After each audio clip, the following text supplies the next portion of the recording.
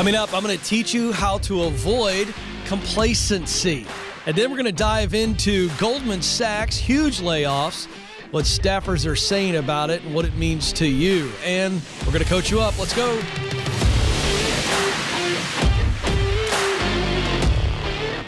Helping you, coaching you to make the difference that you were born to make, and doing it in a cardigan. Nobody else is doing that. Let's go, shall we? All right, let's talk about complacency. I think that as we look at a new year and we look at a season where we're surrounded by resolutions, and some of you are really hanging on by a thread to keep that resolution going, and the science and the data says that resolutions fall off very quickly, I think we need to really dive deep for a second on what really holds us back. And I'm very dedicated to helping you all see these things. And then once you see them, overcome them, avoid them. That's why we're doing this. Complacency is a cancer. What is complacency? According to the dictionary, complacency, or to be complacent, is, and listen to this, and as you listen to this, say, do I see this in myself? Complacent means to be marked by self-satisfaction, especially when accompanied by unawareness of actual dangers or deficiencies. Let me shorten it so it soaks in. How do I know if I'm complacent? Ask yourself this question. Am I really satisfied? Where am I satisfied? What am I satisfied with? Why am I satisfied? Are you aware that you're satisfied? You're sitting around going, I'm comfortable. I'm okay.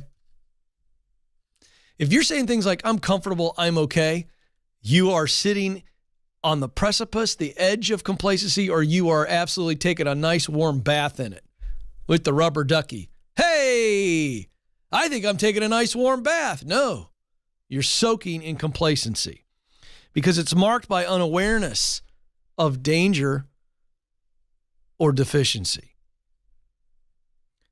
Here's how I would define complacency. If I was making my own dictionary, I would define complacency as smugness. That's kind of perfect today. I'm talking about smugness, and I have an article of clothing on that would be perceived maybe as smug. I'm trying to bring back the cardigan. Make cardigans great again. It's my campaign slogan. Appreciate your vote in November. Complacency is a smugness, an overconfidence that makes us look at our world, look at our predicament, look at our reality and say, it's good enough. It's good enough. It's fine. It's okay. And it's dangerous. Complacency sneaks up on us. It's a mindset that I think we slide into. We accidentally kind of shift or shuffle into it. I don't think anybody wakes up and goes, you know what? I think I'm going to be complacent today. Of course, nobody says that. And it's hard to identify because we can become complacent almost at the exact same time that we experience success. In other words, I want you to go think through a time in your life, maybe it was recently, maybe it was 6 months ago, a year ago, whatever, and it was a time of success. There was a great achievement, a great success moment in your life, any area of your life. And you know it was great and significant and successful to you because of how it made you feel. And I want you to just remember how you felt in the days and weeks after. How long did you hold on to that? Were you grateful or were you just soaking in it? And if we're not careful, we will achieve some success and then we let off the gas. If we're not careful, we can become complacent. An unawareness that I am heading towards financial danger, an unawareness that I'm heading towards relationship danger, an unawareness that I'm heading towards professional danger. Complacency is really marked by a lack of awareness.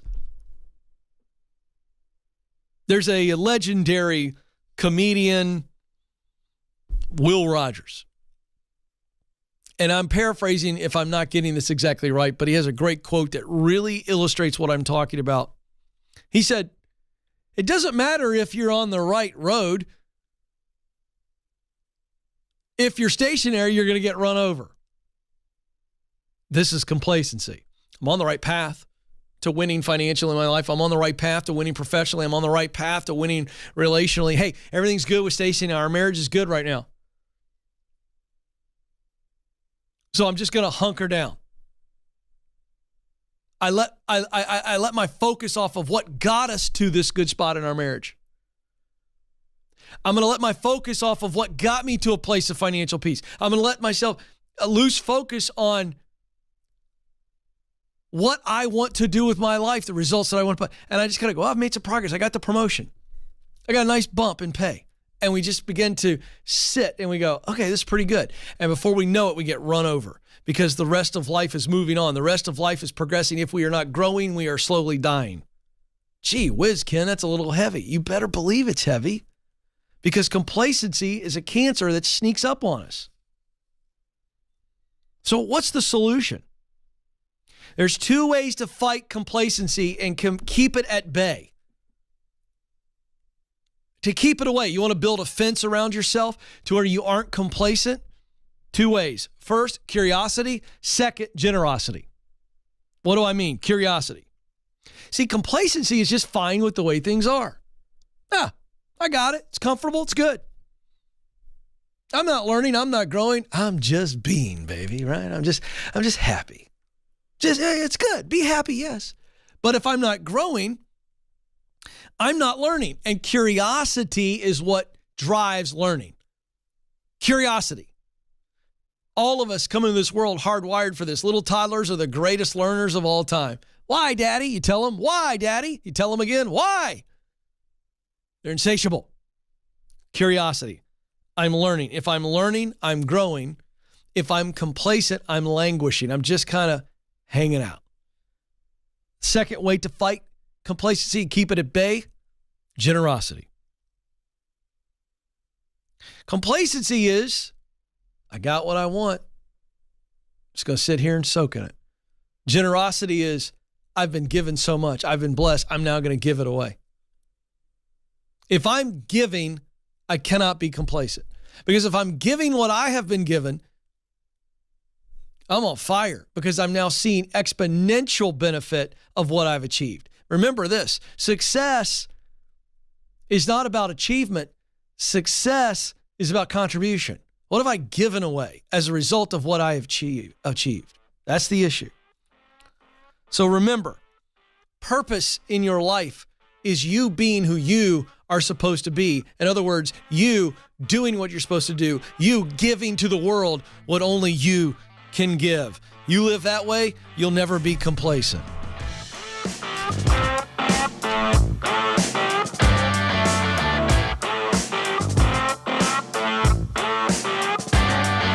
Do you know what you were born to do? In order to get hired at a job you love, you need to get clear on your talent, passion, and mission. That's why our team created the Career Clarity Guide. In just a few minutes, this free tool will walk you through a process to discover what you do best, that's your talent, the work you love to do, that's your passion, and the results that matter to you, your mission. Then you'll feel more confident throughout the job search process. To get started, go to kencoleman.com/clarity.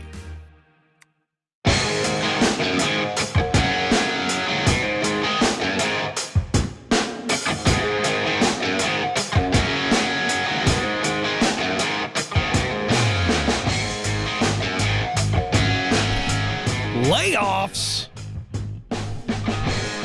Going to hear a lot about layoffs because the news thrives on scaring the crap out of you. Can we just get real? The news is designed to freak you out because if they freak you out, they hold you a little longer. I guess if I wanted my show to really blow up, I would just start with, the economy is going to crash. Here's 3 reasons why, and everybody watch it. I'm not doing that. I'm not a fear monger. I'm a truth teller. And that's why I do this. Of the people, by the people, for the people. Hi, I'm Ken. All right, now, because you're going to hear a lot about layoffs, you need to have perspective and you need to be prepared. So we're going to cover perspective and preparation right here.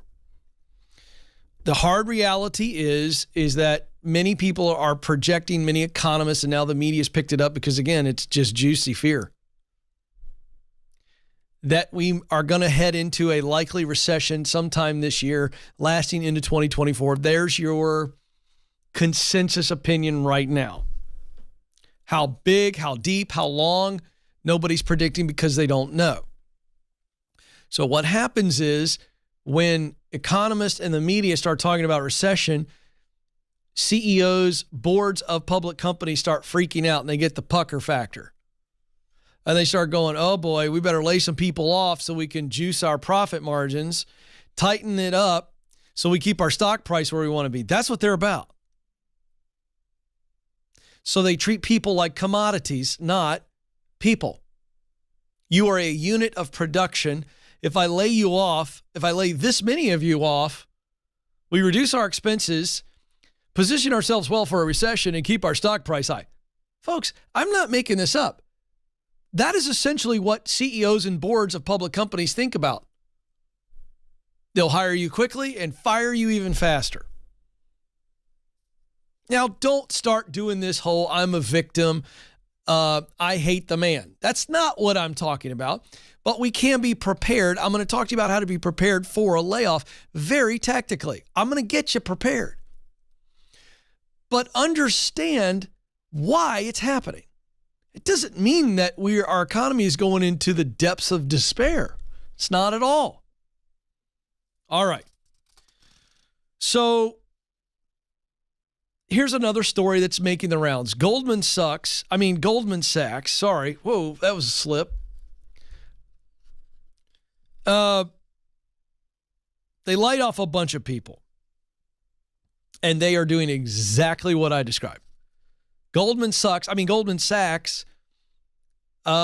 time company. They're thinking about their position as a financial company. I mean, it's all about branding. It's everything. So they're going, oh, we got to cut. So they kicked off its most brutal round. They've been laying people off for a while, but their most brutal round of layoffs in at least a decade happened this week, sending a lot of their jilted employees to social media because that's what we do now, right? We go to Facebook, we go to TikTok, we go to Instagram, and we bare our souls. So they started around Tuesday and continuing into Wednesday, and it's going to include all in about 3,200 employees. That's a lot. 6.5% of its total workforce is being laid off. Multiple cities around the country. And what happened is that people went to social media to describe how the layoffs happened. And this is just bad bossery, especially from a company that's been around this long that has this many resources. Hardest hit were consumer lending because the housing market has slowed down. That makes a lot of sense. And by the way, it doesn't make Goldman Sachs evil. This is the reality of mortgage lending, that when the housing market slows down, they lay off people. It's not that they laid them off that I take issue with. It's how they laid them off. They didn't talk to them. And the way it was rolled out was even worse. Here's an example of a social post from a consumer banking associate that was laid off. Every 10 minutes, I just kept hearing that someone was being let go. Word was spreading. Here. And they're sitting there going, am I going to get laid off? And they eventually got laid off. That's not dignity. It's not respect. That's the kind of crap that happens at middle schools and high schools. We're better than that, leaders. We should be better than that. Now, the first cuts targeted low performers. Why do I bring this up? You want to increase your chances of not getting laid off in a recession? Maximize your role. Be valuable. You're valuable as a human, yes, but be more valuable as an employee. Crush it. Make yourself indispensable. Where do they go first? Low performers. Culling the herd, I believe is the phrase. Right? What are they doing? Getting out the weak ones, the ones that aren't performing. You know you do have some control in this, don't you? Now, I'm the first one to knock this kind of stuff and poor leadership. But let me also say that you have some responsibility in this and you have some power in this. So low performers. One laid off VP said there was high anxiety and the layoff should have just been done more quietly. It was spreading around. It was rumored that it was going to happen. People were on edge, freaking out. That's not good communication. Leaders, you know what's going on way before the rumors start getting out. Treat people with dignity. Tighten up. Keep a lid on the conversations and then communicate clearly, quickly, concisely, respectfully. That didn't happen. Another associate said for almost a month, we've known something was coming. If they know something is coming, you've known it way before them. Come on, leaders. They go on to say communication throughout this has been very lacking. Rumors rampant, no communication from leaders. Come on. If the employees and the team are hearing the rumors, you leaders are hearing it, you may have started it. Shame on you. Shame on you. So what do you do to be layoff proof? What do you do? Now, I'm part of Ramsey Solutions. I co-host the Ramsey Show, #1 show in the world on personal finance. So how do we prepare for a storm? What do? We go get extra supplies, right? We build a bunker, right? Whatever it is. This is the same deal. How do we prepare for a layoff? First thing is come up with our actual plan. If I get laid off, what would I need? Well, the first thing is you'd need money.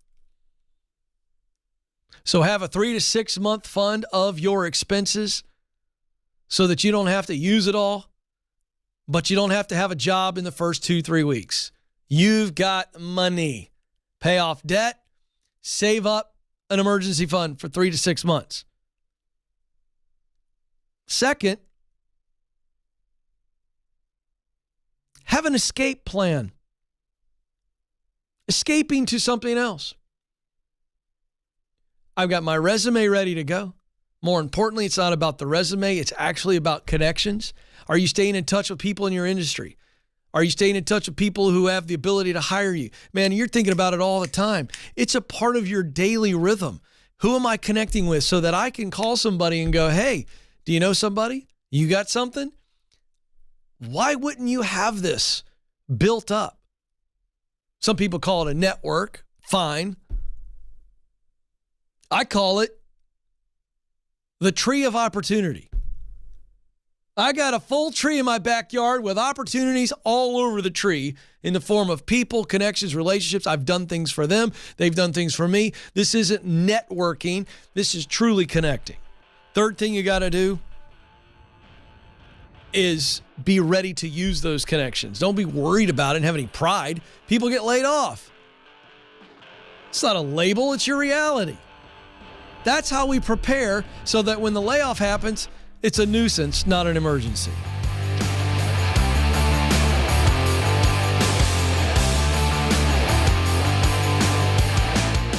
Are you wondering if you should leave your current job or stay put? You're not alone. That's why we created the Should I Quit My Job quiz.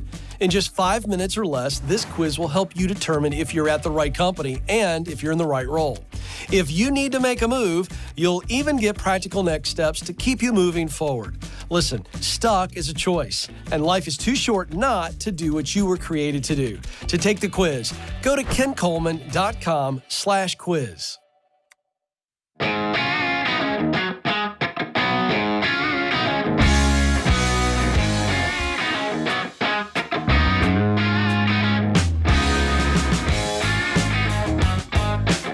Helping you win in your work and in your life. I'm Ken. Welcome to the program. Okay, in my never-ending desire to equip you with what you need to know and do, and then encourage you to do it,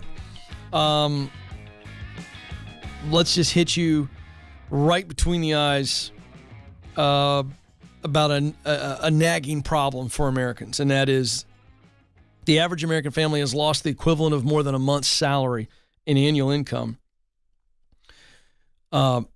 since Biden took office as a result of high inflation, rising interest rates, rising costs.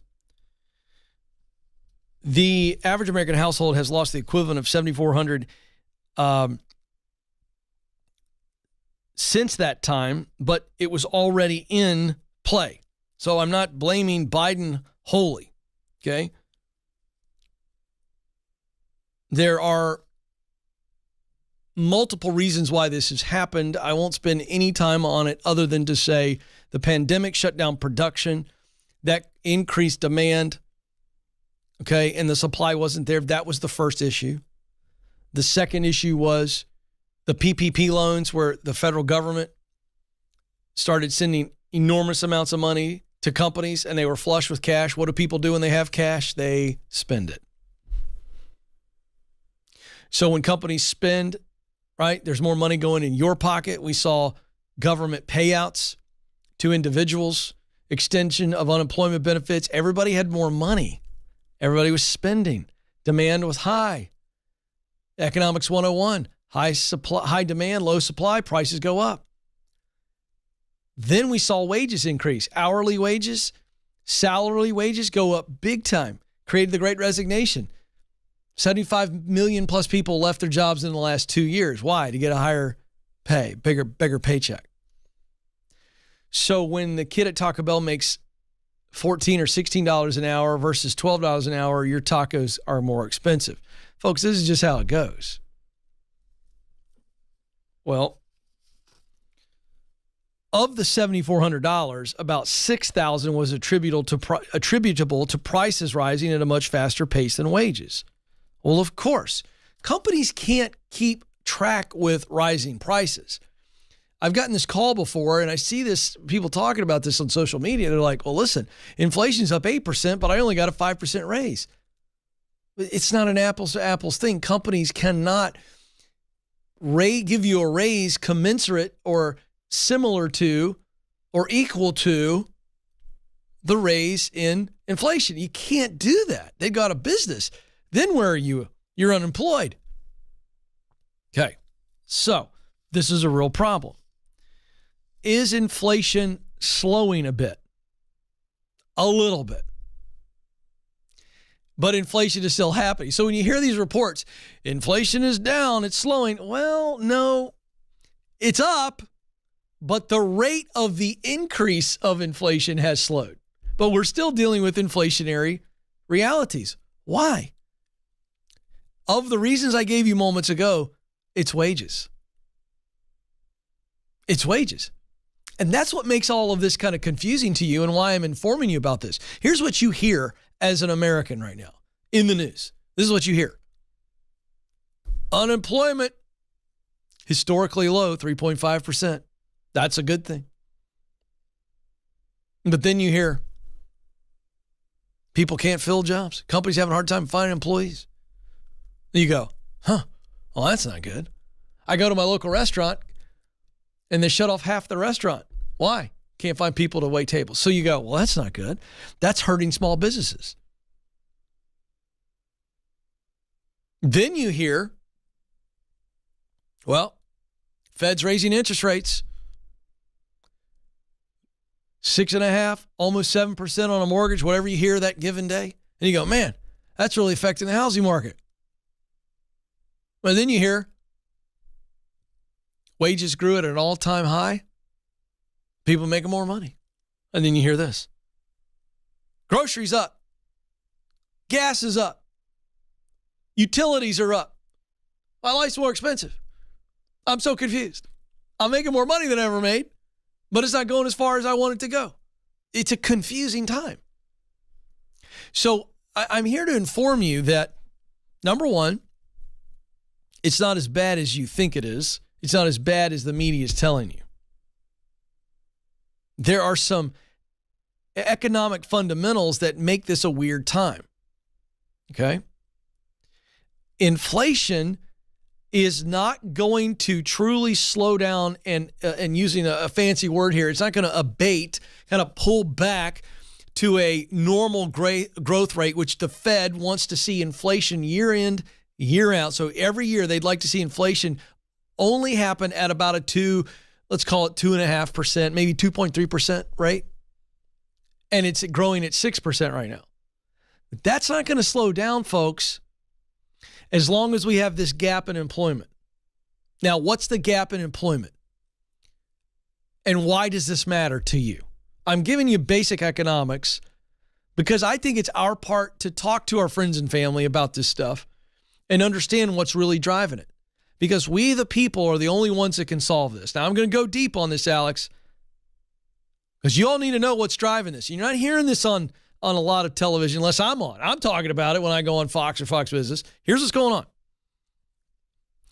When the pandemic happened, when COVID happened, and everybody went home for a season. Depending on where you lived, what you did, it determined how long you were out of the workforce or, working at home. Here's what happened. There were a lot of people who were in retirement age who had the retirement nest egg to be able to go, you know what? My life has changed dramatically. I was forced to go home and work from home, or I was laid off. And it allowed me to kind of assess my life and the rhythm of life and what I want. You know what they did? They chose early retirement because they could. And so that created a deficit of 4 million workers. Okay? 4 million workers who were previously working in the pandemic, around the time of the pandemic, or in the middle of the pandemic, they said, I'm done. That creates a gap. Then, oddly enough, what's so wild about the pandemic is it created a lot of new jobs. Just one example is healthcare support. Not nurses, doctors, PAs, but people who would support them administratively or in some tactical way, but it wasn't providing actual doctoral or nurse type care. So they couldn't do that work, but they could do things that would take things off the plate of nurses, workers. You understand what I'm saying? All right, so that blew up. That's an example. Just one. A lot of new jobs. Delivery jobs. Everybody was ordering everything, hey, Uber Eats, Uber. People were like, hey, I could do this job, work for myself. And so what happened was the economy was already creating new jobs and then spun off new jobs to the amount of, oddly enough, 4 million new jobs. So 4 million jobs, 4 million workers left, didn't come back. But then we created 4 million new jobs that people were like, we need people. And then the real crazy societal thing is we have 7 million dudes. 7 million. Of which the majority aren't stay-at-home dads that are doing honorable work. That's amazing. That aren't retired. They're just staying with somebody, living with somebody. They're being supported by somebody because they've gotten their feelings hurt. And the data says they jumped out because they didn't feel they were making the progress in their career they wanted. They're not making the money they wanted. They didn't have the status they wanted. And so they took their ball and they went home. And mamas and daddies are supporting them. Wives are supporting them. Friends are supporting them. And they're sitting there and the number is in the millions. So now there's a gap. So what does this all mean? Companies are having to pay more money to attract people to get them in and work. And so in doing so, some of you are listening and watching me right now, and you've got somebody your age, younger than you, less experienced than you, came in and took the same job that you're doing, and they're making 15% more than you. And it sucks. And you're calling me and going, Ken, I feel devalued. You're not. You're just caught up in this weird economic reality where companies are having to pay more money than they would have paid to get somebody in, and you have lost. Hey, why do I tell you this? Because you need to understand the reality so that you can operate in clarity. I'm here to help you get through this.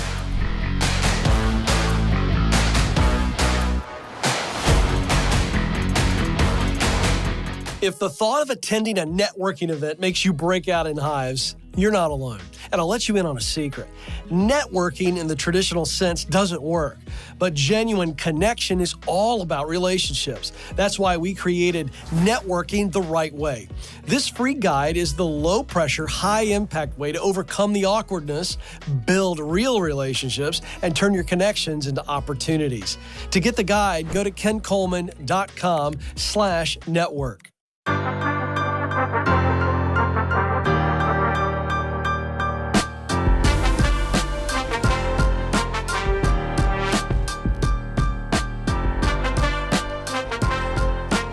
Coaching you to make the difference you were born to make. I want you to make plenty of income, but I also want you to make plenty of impact in the lives of other people, because that's happiness.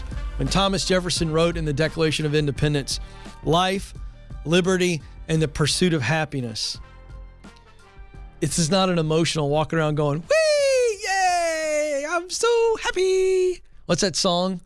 'Cause I'm happy, whatever that song is. Yeah, that's fine. That's great. It's good to be happy. But I want people that experience true joy because they're alive, life, they're free, liberty, and they're moving towards a desired future that they really, really want. That's pursuit of happiness. You want to know why I do what I do? That's it. All right. To that end, I got to coach you up. Dylan is on the line in Tempe, Arizona. Dylan, you're on the Ken Coleman Show. Hey, how are you? Man, I'm fired up today. Watch out. Watch out. I'm going to push you, Me baby. too. I'm going to help you. I'm going to challenge you. What are we doing? Okay. So here's my situation. I'm 21. I live in Tempe, basically Phoenix, and I work. My dad owns a security company. I work for it. I've worked for it since before I was 18. Worked my way up. Now I'm the recruiting specialist. My base salary is $50,000 a year, and then I also have the opportunity bonus $1,000 a month, which I've hit every single month so far. And I don't have a degree, and I just find no purpose into doing any school. I'm enrolled in community college, but I haven't passed any classes the last 2 semesters. I just drop them before the semester ends. Yeah. So what I'm just specifically? kind of with that. I mean, are you asking for my permission on something? You asking me to confirm this feeling? What are you asking? I mean, well, I'm worried. One of my biggest fears is that I'm in this position because I worked really hard and harder than anyone else. But I mean, my dad does own the company, so if once that goes away, am I going to be able to get in a role like this somewhere else without a degree? Yes. And yes. Let me ask you this. Let me ask you this, because I actually think you're very level-headed, and I think you got a lot of common sense. So I'm gonna be the one to ask you the questions. Okay. Mm-hmm. Do you think there is a degree out there that could prepare you to do what you're doing, or even run the company, or move higher up the ladder in your company, your dad's company, or another company like it? So let's just call it small business. You think there's a degree that's going to prepare you, equip you to do what you want to do better than the experience you've gotten so far and the experience you could continue to get? No, not better than what I'm doing right now. Then just that's the answer. You think so? No. I know so. I know so. I'm going to be really bold. I don't think getting a master's in business administration does any more to prepare you than what you're doing now. I agree. You can learn about leading, or you can lead and then figure it out as you go. I can learn about leading while I'm leading. Yeah. I can learn about sales while I'm selling. Yeah. I agree with, and you don't think I'll come into any situation down the line really where I just get stuck? Do you think anybody gives a crap where you went to community college? No. Do you think anybody gives a crap if you have a degree, if you can actually get the job done? No. Some people do, but that's changing. I reported on that on this show yesterday. Yeah. The big trend of 2023 is going to be more and more companies removing the degree as a requirement. They care about skills or the ability to develop the skills. Dude, Yeah. you're going to keep moving up in your dad's business, and you're going to have all kinds of practical business experience, leadership experience. True or false? Very true. Can you get any of that experience in a full-blown fancy college in Arizona? No. Can Arizona Not at State all. teach you anything that your dad can and will teach you? No. Drop it. You have All right. bought the lie of our culture, and it's not your fault, Dylan. So I'm going to be the guy who says what somebody has needed to say to you. It is not about my diploma or my distinction of the college I went to. It is about my character, my ability, and what I produce. Period. End of sentence. Drop college like a bad habit.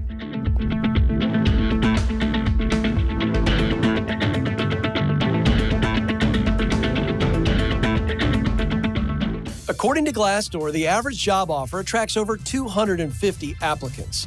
If you've made it to the interview, you've already made a great impression. So now is the time to showcase how you are the best choice for the role.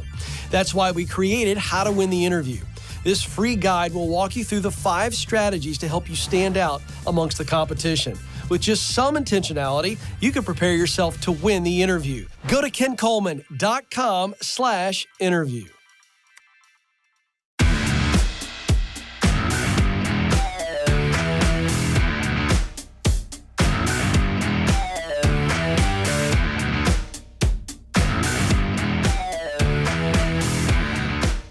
I am so thankful for you all, and the show is growing. I want it to keep growing because honestly, I really, really, really want to help as many people as possible.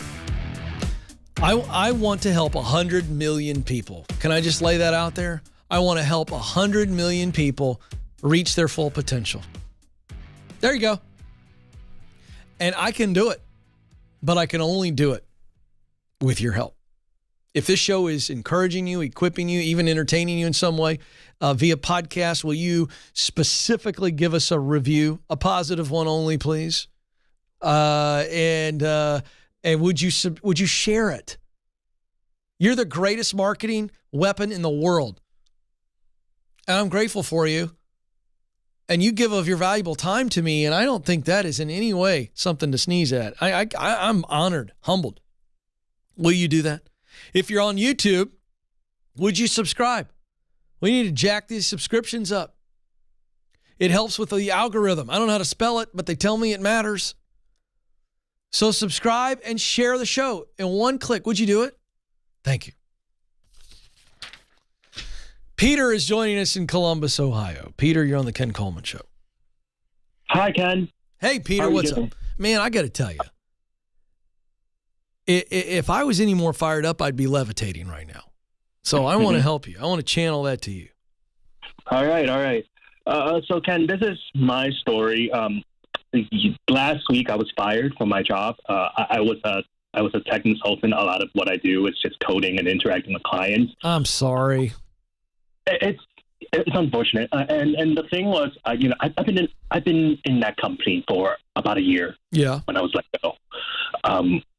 It's just, and leading up to that, I was put on a PIP, an improvement plan, and it was supposed to end later this month, but I was let go 2 weeks into it because the upper management just said that my improvements weren't. It just wasn't. Before we get to your question. And we need to get to your question so I can lock in and help you quickly. We have limited time, and I want to help. Yeah. Do you agree that you weren't making enough improvements? I was trying. I agree. I agree to some extent.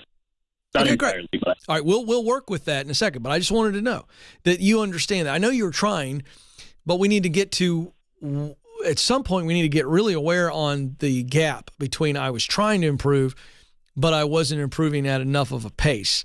And there's some learnings there that will not discourage you, but should encourage you. In other words, the answers to your future as to what moves you make and how you can improve are born from are built out of the reality of why you failed.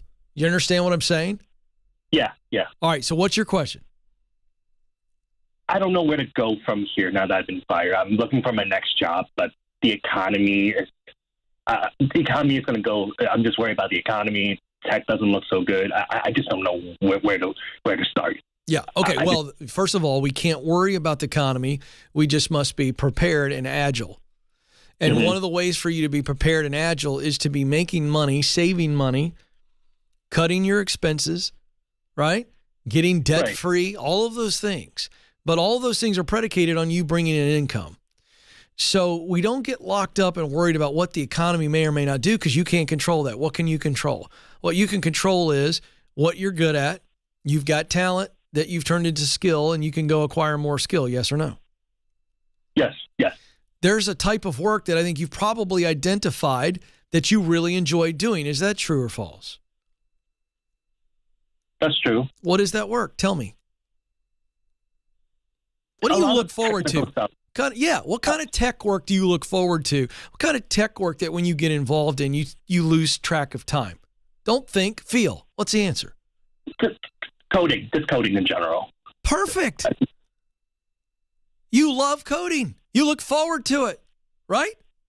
Yes. My guess is that your enthusiasm looking towards it and enthusiasm in performing it is directly related to what you're coding. Is that true or false? That's true. So what would you love to code? Stop thinking about outside circumstances, and let's just say I could give you the dream job of actually coding something. What would it be? I don't know right now. Nah, it's not true. Because when I asked you that, a couple of things popped in your mind and you edited because what you really should say is, I'm not confident enough to give you that answer right now. Is that true? That's true. Oh, how did I know that? Been down this road before. I've been in a place of doubt, which creates confusion. So let's go back to the point where you self-edited and we get to do a rewind. I want you to give me the answer. It's not the answer for the rest of your life, by the way. It's right now. If I could give you a job coding right now, what would be the type of things you would want to code that you think would be the most fun, most exciting? Just programs, just coding in general, just writing code, trying to solve problems, maybe just some. What kind of problems? Programs. There you're thinking. Now you're thinking again. And I'm going to drive at this one more time because I've done this on the air enough to know there's a real answer there, and you're overthinking this. I don't care how it sounds. Dude, you're talking to a guy who knows nothing about coding. What problems would you get excited about solving today with coding? Say it.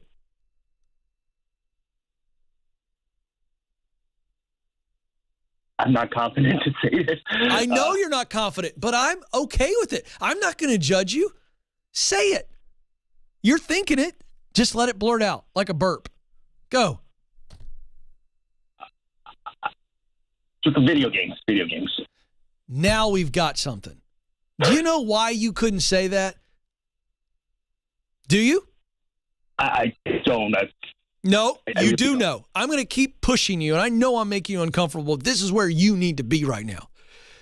Tell me the real raw emotion, why you're having a hard time telling me and all these people listening and watching that you want to code video games. Tell me what your emotion is. Now, say it. Fear. Just fear of failure. Yes.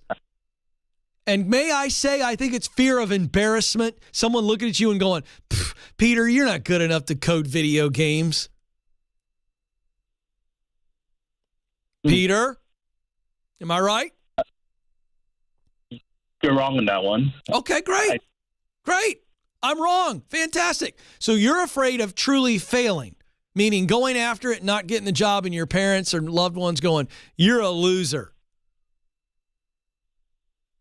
They're not going to say that, but that's what you fear. Yes or no? Yes. Okay.